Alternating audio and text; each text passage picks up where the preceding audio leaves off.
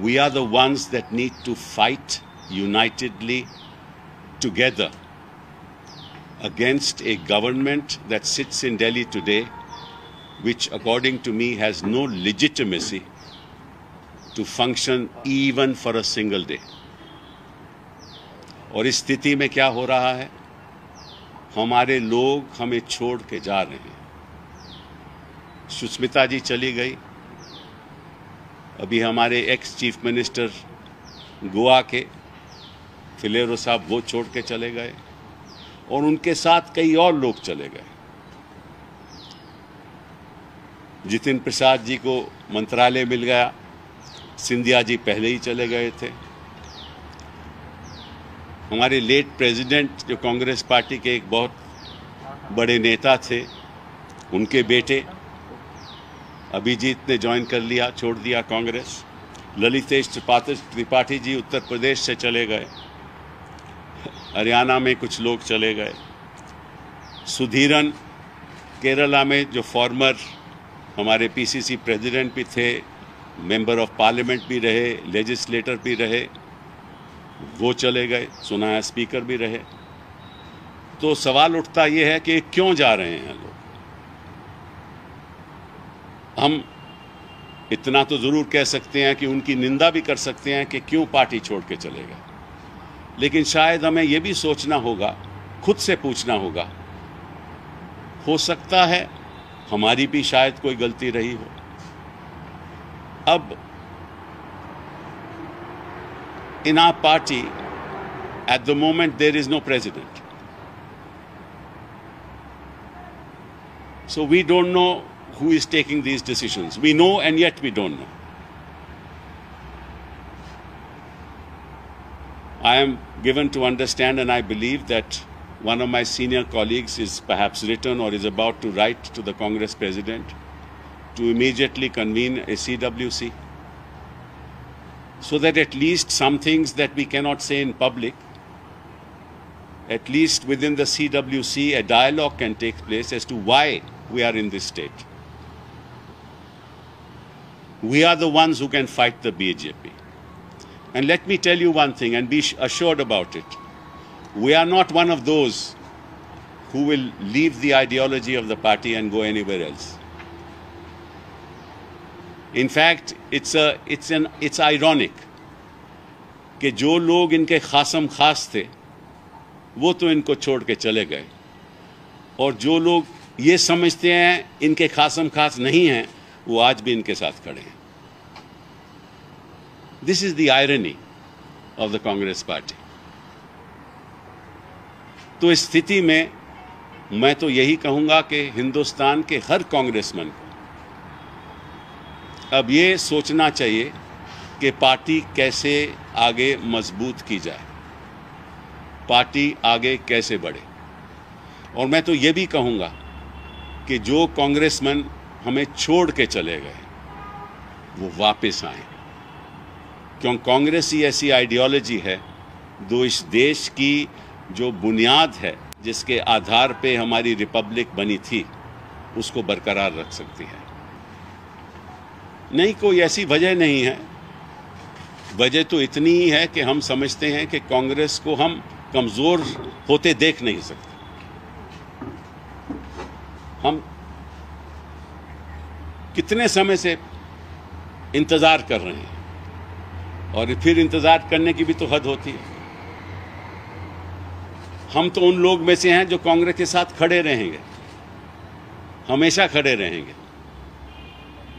हमने कभी कांग्रेस के खिलाफ बयान नहीं दिया और आज भी नहीं दे रहे। आज भी हम यही बयान दे रहे हैं कि हम आपके साथ हैं, मजबूत कीजिए, बुनियादी तौर से मजबूत कीजिए, लोगों की बात सुनिए, ऑर्गेनाइजेशनल को स्ट्रेंथन कीजिए।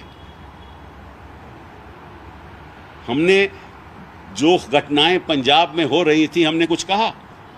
आज तक नहीं कहा। हमारे में से किसी ने नहीं कोई टिप्पणी नहीं दी। हमारी वजह से तो नहीं हो रही। कोई भी इंसान और कोई भी जो पार्टी का वर्कर है वो किसी के खिलाफ हो ही नहीं सकता। एक वर्कर किसी के खिलाफ हो ही नहीं सकता। अगर वो कांग्रेसमैन है तो ये सवाल ही उचित नहीं है। हम किसी के खिलाफ हो ही नहीं सकते, हम तो पार्टी के पक्ष में हैं, किसी व्यक्ति के खिलाफ नहीं। सर मेरा सीधा सवाल है, आपने एक बात कही कि हमें पता है कि हमें नहीं पता कि कौन फैसले ले रहा है और पता है कि कौन फैसले ले रहा है। क्या ये आपका ये इशारा राहुल गांधी की तरफ है? क्योंकि नहीं, कोई पंजाब को लेके जो भी बैठकें हुई नहीं, देखिए राहुल गांधी अगर कांग्रेस अध्यक्षा के घर पर नहीं हुई, नंबर 1, और नंबर 2 सर, क्या इस दौरान में जब तक आपने चिट्ठी लिखी है CWC की बात में लास्ट में ये कहा गया था कि एक जल्द समय आएगा, अभी पेंडेमिक चल रहा है, तो उसके बाद में जैसे ही समय आएगा उसमें कोई आप लोगों के कोई कम्युनिकेशन हुआ है क्या अभी तक या नहीं? नहीं, देखिए जहाँ तक सवाल है, ये तो साफ जाहिर है कि कांग्रेस का कोई अभी इलेक्टेड प्रेसिडेंट नहीं है, लेकिन फिर भी निर्णय तो कोई ले ही रहे हैं ना। तो ये आप भी जानते हो, मैं भी जानता हूँ, तो उसके बारे में आगे बात करने का कोई औचित नहीं है। तो सर क्या जो निर्णय लिए जा रहे हैं वो निर्णय गलत लिए जा रहे हैं क्या? इसके बारे में मैं बिल्कुल नहीं कुछ कहूंगा, गलत हो सही हो, ये चर्चा वर्किंग कमेटी में होनी चाहिए या कहीं और होनी चाहिए। आप कह रहे हैं कि आप लेकिन सिद्धू को बनाना क्या आपको लगता है गलत फैसला था जिस तरीके से? फिर वही बात, मैं इसमें कोई टिप्पणी नहीं करूंगा क्योंकि मुझे मालूम नहीं कि किस आधार पे फैसला लिया गया, वो तो जिन्होंने लिया वो बताएंगे। देखिए सबसे बड़ा मुद्दा अपार्ट फ्रॉम ऑल दिस एक ये भी है कि पार्लियामेंट जब चलती है तो कई गंभीर मुद्दों पे चर्चा होनी चाहिए। अभी देखो पेगासस की बात हुई, ठीक है ना, और पेगासस में आपको मालूम है कि आपके मोबाइल फ़ोन के द्वारा जो आप कर रहे हो, बातचीत कर रहे हो, वो सरकार सुन सकती है। अब ये मुद्दे तभी उठेंगे ना पार्लियामेंट में, अगर पार्लियामेंट में चर्चा होगी। अच्छा, चर्चा तभी होगी ना कि विपक्ष मजबूत होगा। विपक्ष मजबूत तभी होगा ना अगर कांग्रेस मजबूत होगी, और अगर विपक्ष मजबूत नहीं होगा, कांग्रेस मजबूत नहीं होगी, तो चर्चा होगी कैसे? और हम सवाल कैसे पूछेंगे सत्ता पक्ष से? जवाबदेही कैसे होगी? तो इसका नुकसान केवल हमारे देश को नहीं हो रहा। कांग्रेस का नुकसान होना मतलब देश का नुकसान होना, देश के भविष्य का नुकसान होना। कांग्रेस का कमजोर होना मतलब देश की नींव का कमजोर होना। ये असलियत है और इसलिए हम दुखित हैं। इसलिए आज के दिन I am really very very upset that I have to actually come to you. It was not the desire of all of us to actually do this. देखिए एक बात तो स्पष्ट है, हम जी हजूर 23 नहीं है, ये तो बात स्पष्ट है, ठीक है ना। हम अपनी बात रखेंगे और रखते जाएंगे, और जो अपनी मांगे हैं वो हम दोहराएंगे। सर ये पार्टी आप लोगों को प्लेटफॉर्म नहीं दे रही है, CWC की बैठक बुलाई नहीं जाती, पार्टी प्लेटफॉर्म नहीं दे रहा, मीडिया में आप लोगों को बोलना पड़ रहा है। क्या लीडरशिप आप लोगों को अवॉइड कर रही है? मुझे नहीं मालूम। आप लोगों के कंसर्न को एड्रेस नहीं करना चाहती है? मैं तो एक जनरेशनल चेंज के नाम पे आप लोगों को देखिए, मैं तो आपकी बात, आपका सवाल समझ रहा हूँ, लेकिन इसके बारे में मैं कैसे जवाब दे सकता हूँ? मैं तो बात करना चाहता हूँ, मैं तो यही कह सकता हूँ।